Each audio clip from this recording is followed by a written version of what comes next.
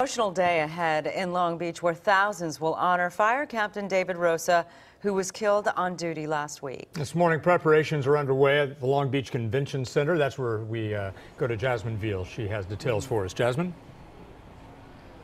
Yeah, Jeff, you have guests, dignitaries, firefighters already beginning to arrive here as the procession. It's going to start at 9 this morning at Shoreline and Ocean, and it's going to make its way down this walkway carrying the casket that's going to be unloaded onto a ramp you see here out front in front of some of those chairs. 8,000 to 10,000 people are expected to fill up the arena here at the convention center for this memorial service for Long Beach Fire Captain David Rosa. And take a look.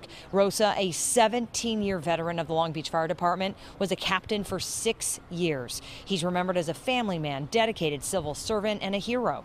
Rosa leaves behind a wife and 2 children.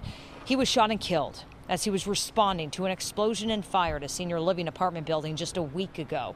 77-year-old Thomas Kim is accused of shooting the 45-year-old captain in his attempt to kill a neighbor he was fighting with who lived above him.